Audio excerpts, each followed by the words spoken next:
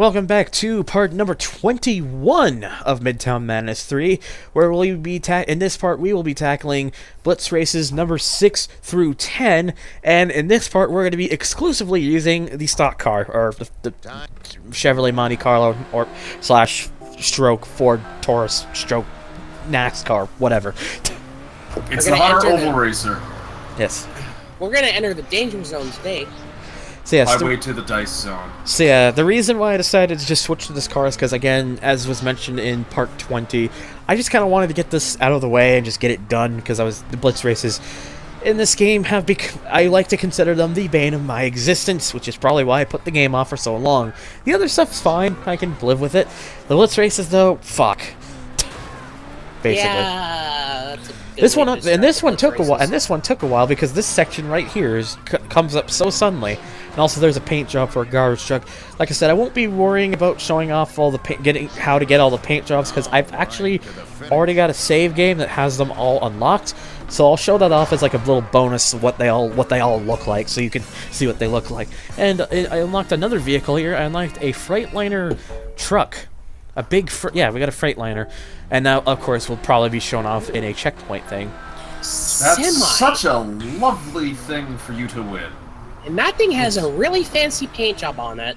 Yes. That you can unlock. Which, again, I will show off in a bonus video. Something muffled crash breaker in the distance?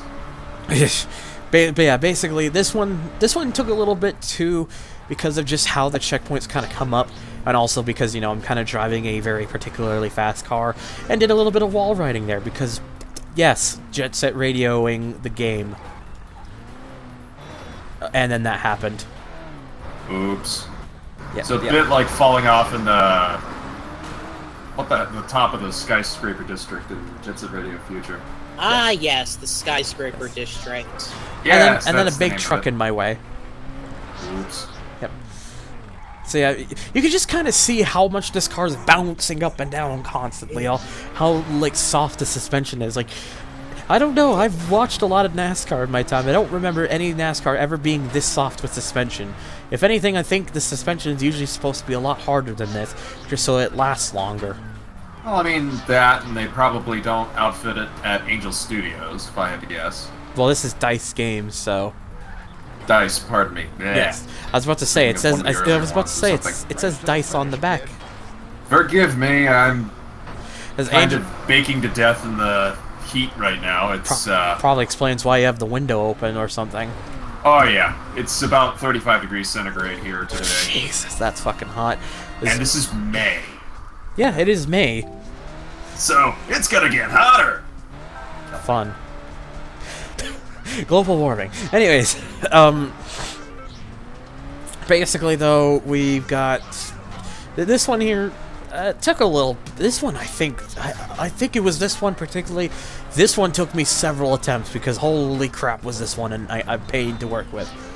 Because it's just a combination of just trying to get through this without the physics biting you in the ass, which it likes to do a lot. Especially when you have to go through there, where it's just hopping up and down like a kangaroo. Oops. Whoops. Yes. Also, to make a comment on what you said a moment ago, LRC, that was my favorite level from Jet Set Radio Future. Oh. It's been so long since I've actually played that level, I've kind of forgotten about it. I vividly remember, what the hell was it? I'm trying to remember. Oh yeah, 99th Street. That was one of my more favorite levels, as that was the first, oh yeah, nighttime with neon lights and shit everywhere, woo! Fancy. Also statement of intent, but... Yes. And fancy. Indeed. Anyways, yeah, the rest of this kind of tends to go fairly well. Just a bit of, you know, a lot of slowdown. And that one I kind of cut so much that I kind of went like sideways through that checkpoint.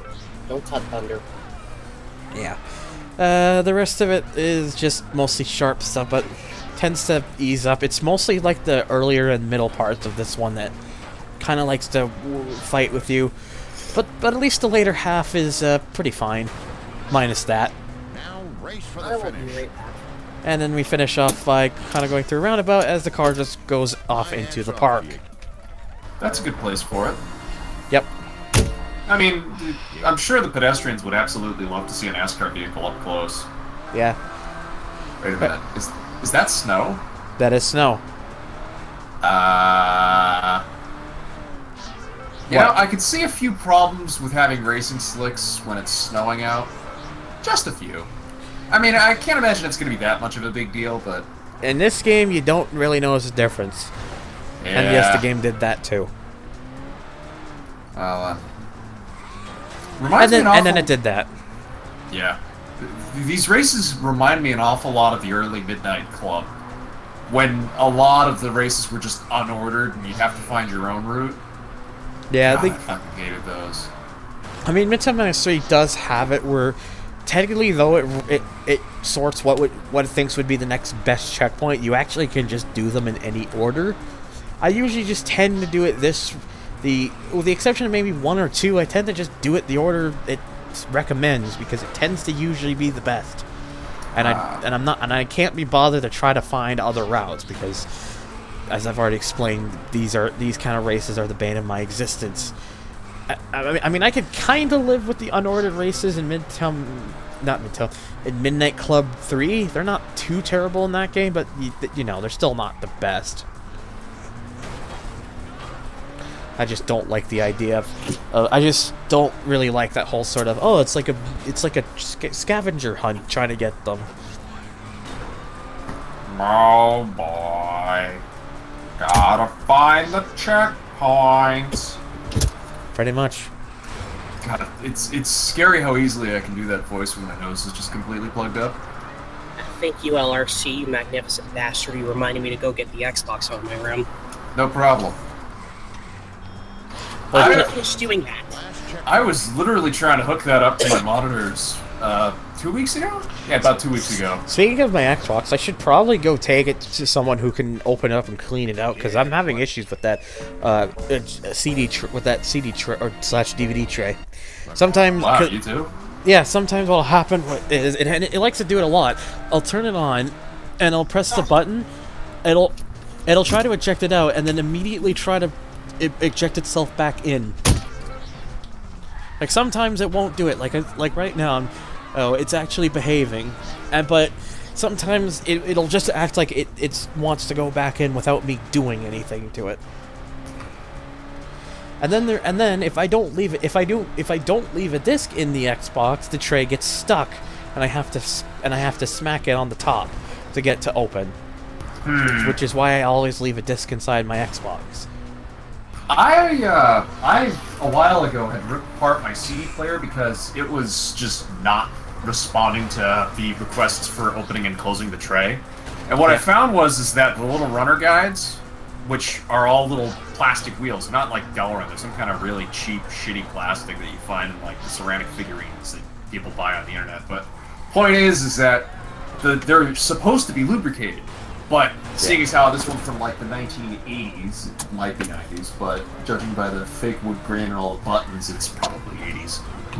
Those dried up, so I just went in with a little bit of silicone oil, put it in a little bit right here, reassembled it, put it all back together, and the thing's run better than it ever has. Yeah. So that's all you really need to do is just get a screwdriver, start ripping the thing apart, and then just make sure you put it back together after you lube the crap out of everything that looks like it needs to move. Yeah. Not something for the faint of heart, but... I'll probably still just get someone who knows what they're doing, because, one, I don't think I even have the screwdriver that opens up an Xbox anyways. Yeah, that happened. And two, I just don't want to risk breaking something. Because I broke a PlayStation 2 once trying to do that. I've only really broken my PS2s on purpose because they had a little stopper thing for the slim models. It's on like one part of the disc, and mine, for whatever reason, the little tray broke, so that way the little thing that would hold it down it didn't work. So I just yanked out the little tab and was just like, all right, yep, now I can play whatever now. Oh yeah, what I remember though is with the PS2. One day, I decided, in my infinite wisdom, despite the thing perfectly working fine, I decided, you know what, I should open this up and try to clean it out, even though it worked perfectly fine. And then, by doing so, I managed to somehow rip the controller bay connector off the board completely, meaning it can't use controllers anymore. Or memory cards. Oh boy. So then, needing something as a temporary replacement, I traded something I didn't use anymore for a PlayStation 2 Slim, which I thought sounded fine. Then I got the thing and I realized that whoever owned it before had taken out several screws and ended up leaving it as is. It was terrible. It was dirty. It didn't really open and close properly. And when I tried to open it up to see if anything had gone on in there, the plastic on the case was so weak that it ripped off the little power button off the little board so that you couldn't even turn it on. What the fuck? Yeah.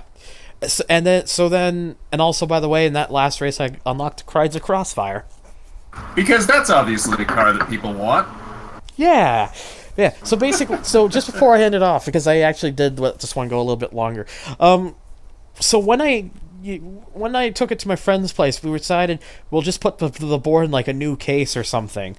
He was putting that case together, and like he was in the top board or something, and then I shit you not, even when he did that on the case on a new board, with a new power thing, it ripped the power button off that one as well.